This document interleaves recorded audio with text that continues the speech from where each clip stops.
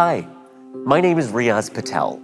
I'm a two-time Emmy-nominated producer in Hollywood, a Muslim immigrant, a gay man with a husband and a father of two babies. And for a long time, I only surrounded myself with people who shared my same viewpoint, the liberal one. And then I became friends with this guy. My friendship with one of the biggest names in conservative media may surprise you, but think, why is it so surprising that two people with dissimilar viewpoints or backgrounds can come together and have thought-provoking discussions about ideas without tension and anger? It's surprising because that's the reality of where our country is today. We've been taught to play for a team, to avoid opinions that aren't just like the ones we already have. But you should never want to be promised a lack of uncomfortability. I am only uncomfortable when I'm learning something new. So where do we begin? Cue these girls. Hi, I'm Justine. And I'm Tria, and we're the co-creators of Make America Dinner Again. Make America Dinner Again is their idea on how to bring people together from all walks of life over a meal. And it's really opened our minds and given us a lot of understanding about perspectives that are different from ours. Because it's easy to hide behind a tweet or a status or a meme. But when you're face to face with someone at a dinner table, that evil conservative or the ignorant liberal becomes somebody that's sitting at your dinner table and they're human. We decided to host our own dinner here at Mercury Studios in Dallas. In attendance, we had everyone from an African-American transgender Christian. Trenton Johnson, I'm originally from New York. The fact that I am a Black trans man of faith, I'm just hoping that everybody has an open mind. A Christian conservative.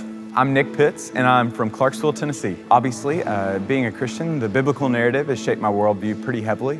There's nothing more boring than a conversation in which everyone agrees. A progressive professor. My name is Sam Arnold, and I'm from Fort Worth, Texas. I teach political philosophy, so my views are pretty complicated because I've thought a lot about many sides of these sorts of issues, but I'd say, broadly speaking, I'm on the left.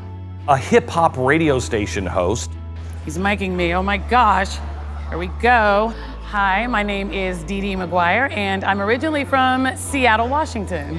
It's like a reality show that's going on in Washington. A libertarian musician. I am Steven Kettner. I am from Dallas, Texas. I got political in 2007 and I saw Ron Paul speak. I've decided to not, try to be an activist and try to just raise a great family, and maybe that's the way to go to fix society. And an immigrant from Venezuela. Please just state your name and where you're from. Sure. My name is Joanna Rodriguez. I live in Austin, Texas. I would define myself strongly by my heritage. I was born and raised in Caracas, Venezuela. So that's a big part of who I am. Each with their own concerns and their own frustrations about America today.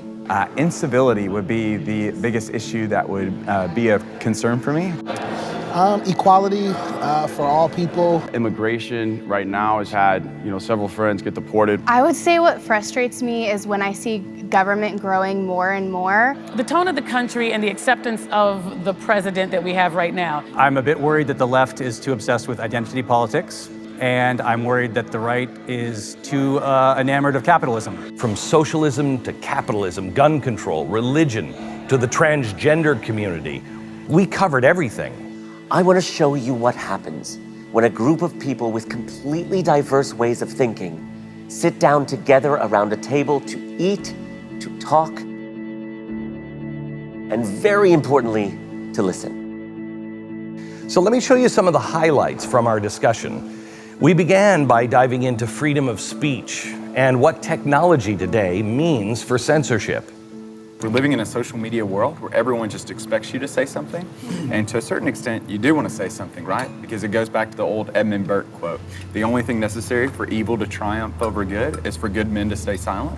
But then also understanding that not every issue or not every hill is worth dying on. And not everything is good versus evil. And I think that's, but everything is feeling like it's good versus evil. That if I vote for someone, if I believe in something, then evil will win. The Nazis will win. You're at this table because I don't know how you're functioning in the world that you live in. You're trans and deeply religious and Christian. So who's your tribe? I am my tribe. Amen. That's good for you. That's got to be hard. The reality is, I do have a tribe, right? But I am my tribe, and if I hold true to leaning on myself, then I'm able to have strength when I'm in uncomfortable situations, and that's why I say I'm my tribe.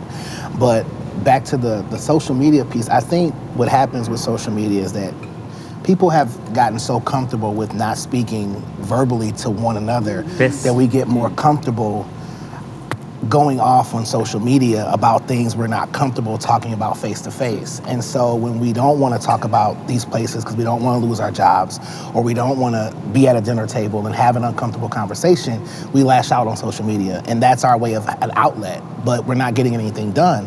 And so to say, well, I don't want to say anything because I'm fearing I'm going to lose this or lose that, then we're not really solving the problem. We're really still being a part of the problem because we're not talking about how to be a part of the solution. So I'm kind of on the other side of the fence because I'm one of those people where I'm not going to be in a position where I can't speak to something. If I think it's wrong, then we got to have a conversation.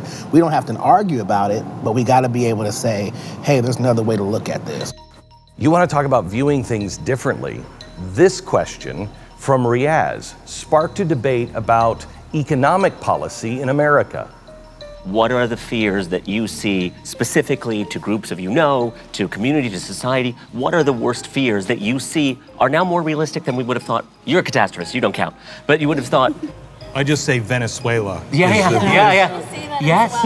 And that's why I fight, and that's why I'm in grassroots advocacy, is because I don't want what happened to Venezuela to happen to America. And when I talk to a lot of people, they say that's never going to happen. Well, I'm sure that that's what Venezuelans were saying in the 90s before Hugo Chavez came to power and before the country fell to socialism. And tell us what happens that people who don't know would be aware of what you've just... How long ago did you leave Venezuela? I left in 2001, so it wasn't terribly bad. Yes, it wasn't that bad, thankfully. You still have family there? All of my family is there besides my mom and dad and a few cousins. So what they've experienced is they have this giant group message with their friends, their coworkers, and they all communicate on who's going to what grocery store or pharmacy to get XYZ medication, and they all share it, and they barter. So I found Advil, but I need diabetes medication. I'll trade you an Advil for your diabetes medication, and that's just a common thing that happens there. My family here, we send them care packages to Venezuela. When we go grocery shopping, we buy feminine products, soaps, deodorants, some non-perishable food, and we ship it to my family there so that they can use it and share it with their friends as well. I think a socialism worth defending is profoundly democratic. It's the real democracy. It's democracy extended beyond politics into the economy. And there's a hybrid called market socialism, probably not worth unpacking here, but there's a kind of socialism that takes seriously the advances of capitalism and that harnesses some of the best parts of capitalism, but then marries that with some of the best parts of socialism. The problem with all of it is the calculation problem. It's the same problem in Venezuela. When you start breaking down the natural mechanisms that people spontaneously produce praxeologically, like through their own choices, you can't trade Advil rationally for a certain amount of diabetic medicine, right? Like how much Advil is worth this much diabetes medicine? And it's like, so what currency and what markets enable people to do is like, here's a rational, somewhat objective method of like diabetes medicine should cost this much. In any kind of state plan situation, you're gonna have somebody saying, well, it's worth this much always. And then market conditions change and people, are dying, from not having diabetic medicine. Can I just point out, he said to me before we started, I didn't realize there was going to be a college professor here. Yeah, by the way, where was that? Yeah. I'm just a musician. I'm like, that was pretty well read one for me. I was a security guard for 5 years. I was talking to a guy up front, and it's like I just read the whole time. The problem in our country is the top 1% is sucking up all of the growth, all the benefits of growth. And again, I just think the solution to this is not a mystery. You're not going to like this, but it's progressive economic policies. European countries don't have the same income inequality problems that we do. This is not rocket science.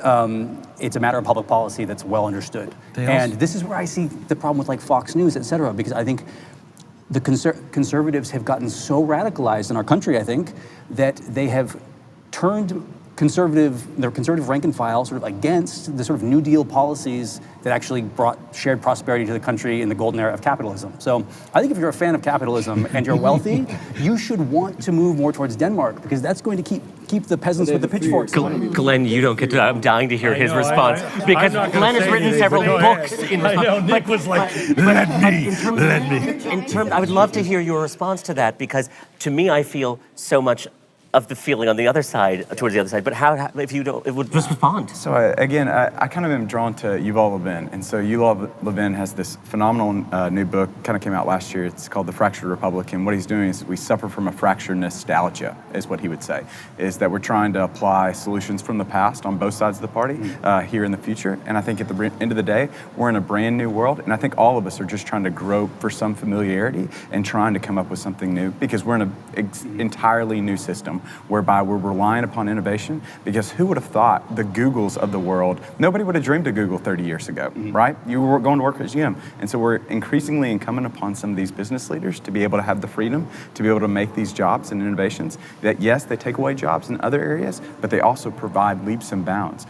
Personal computer is the primary example. Personal computer gained on net 16.5 million jobs. Now, there were a lot of jobs that were lost during that time, but there were a significantly amount more that were gained. And again, it just kind of goes back to we're in a brand new world. We were in an agrarian culture, and then we transitioned to hunter-gatherer, and then we transitioned to this industrial, and now we don't even know what to call this economy that we're in today, just because everything's changing. And the beauty of the change is that it allows for those propensities that are put inside of us in order to be able to risk, in order so that we might risk, but also inevitably comes the reward with it. That was well said. But so are you suggesting then that your point is the New Deal policies are not applicable because of technological change? No, I'm not saying not just because of technological change. I'm just saying that there's new opportunities that are bound, so I would always be hesitant to try to apply lock and step institution or policies from the past into the present. And I'd love to do a show with you on the New Deal policies, because I'd say they failed for a whole bunch of reasons. You might say that. Yeah.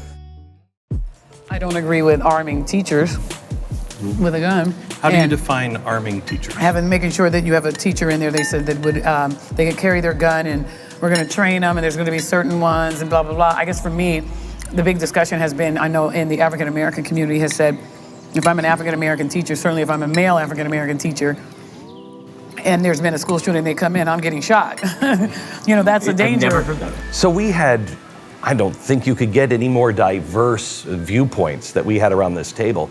And we had to tackle one of the most controversial topics. We decided, let's go for it. Let's talk about guns. If there is a situation like that, where there is a school shooting, and your SWAT team or your police come in, and there is your African-American teacher holding this gun up. Oh, I see what you're saying. He's gonna get shot. Okay, I never heard that. That's what I'm saying. I never thought of that perspective. I think that gun ownership is a reasonable way to pursue self-defense, but I think that the right to self-defense is not the fundamental right. The fundamental right at play is security from attack.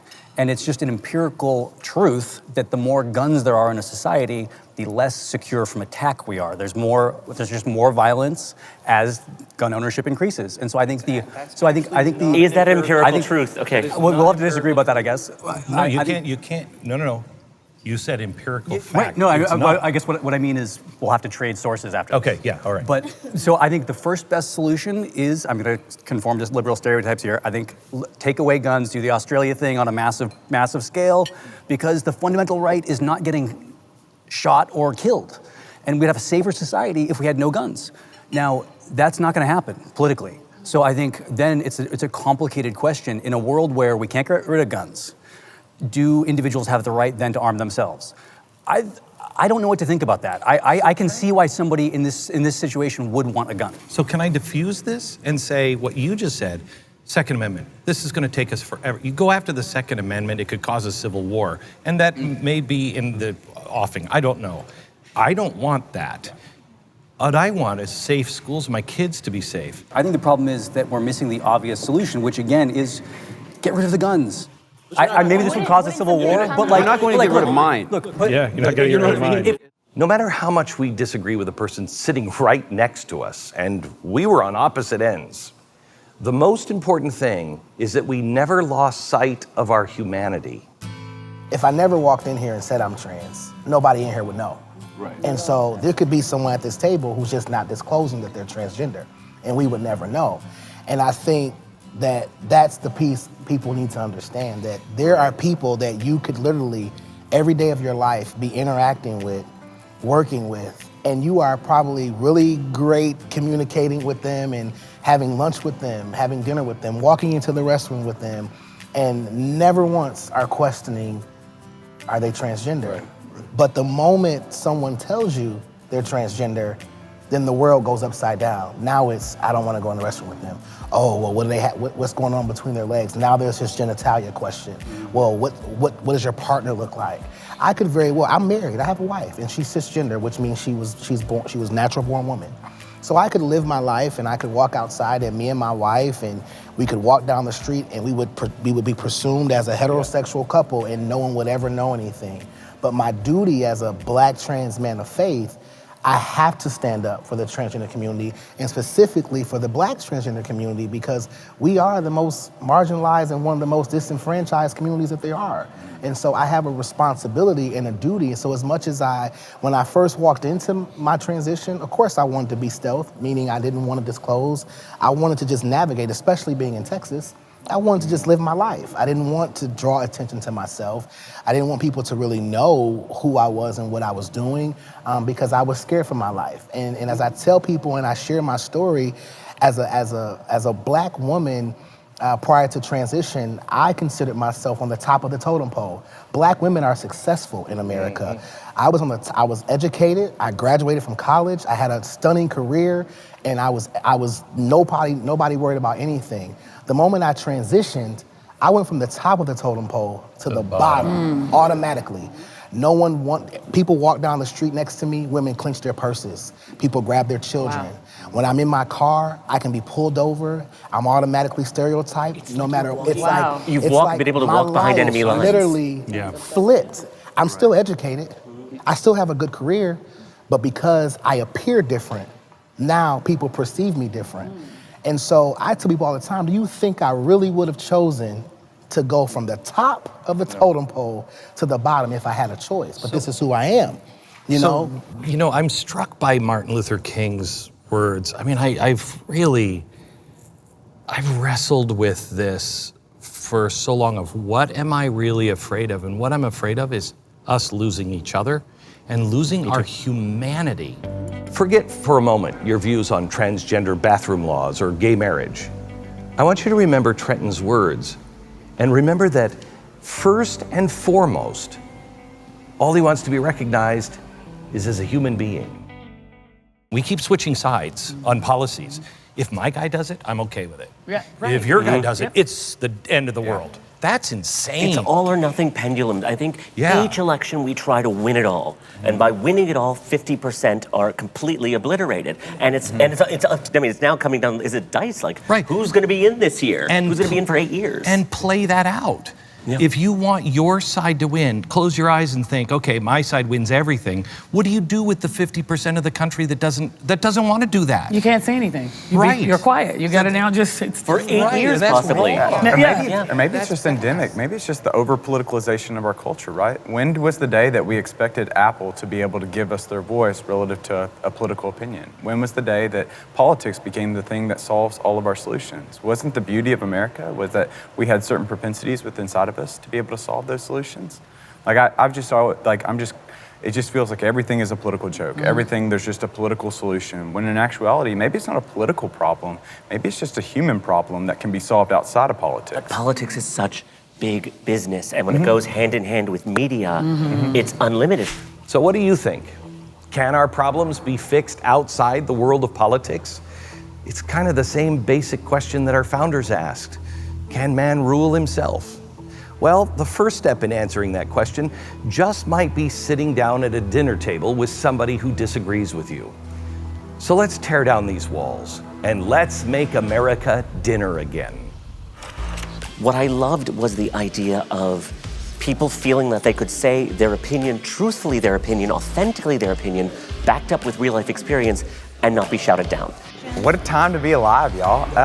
It was so great to put a face to the other side, right? And one of the beautiful things is we probably recognized that we agreed over more than we disagreed about. I was a little nervous, didn't know how it was gonna go. I didn't know everyone's perspectives and backgrounds, but it was actually a very informative conversation. 41% of college students said that the First Amendment is dangerous.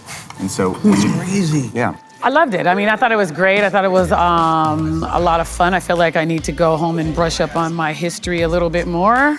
There was a really valid critique of socialism in 1922 from Austria, from Ludwig von Mises in his book Socialism.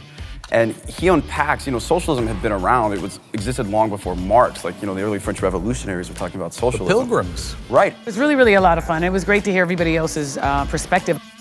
I feel great. That was really fun, really productive. I was so pleasantly surprised by how authentic people were. And bless this conversation, open our hearts and our minds. In your names we pray, amen. Amen. Amen. There's so many issues, and you're not going to just solve them at one dinner party with 8 people. But I like the idea because I think the 2 most interesting people in Western history were Socrates and Jesus, and neither of them wrote anything down. They just had conversations. I thought that was really awesome. I wasn't expecting people to be able to share their opinion as openly as they did. And notice the downside of mass gun ownership, which is kids getting killed in schools. So do we really want to keep the status quo, kids getting killed in schools, so that we can preserve a tiny possibility of saying gun ownership connects to kids dying in schools, Yeah. and that to me is a basis of your argument that I don't believe the right. No, we don't. Because even yesterday's guns have perfect gone example. up with a 50% increase in ownership. At the same time, we have a 50% decrease in violent crime using guns. Just because that's not something I really experience on my day-to-day life. Everyone's kind of just stuck in their own bubble. That's what's missing, is people saying, look, this is what I believe based on who I am, and can I put it forth to the equation? And no one seems to want to hear that. The suicide rate in transgender youth is over 40%. Transgender youth are killing themselves because their parents are either abandoning them and not accepting them, or because they're afraid to come out. Over 40%. That's over half to the normal rate of suicide. I think the greatest thing that Glenn was able to do was to create the environment where people could authentically, really be themselves, and there was no agenda. I can't thank you enough for coming, and I hope we can do this again. And I hope this was a safe space for everybody. I think, I thought it was really good, and I hope you guys would come back again. Thank you all. Thank you.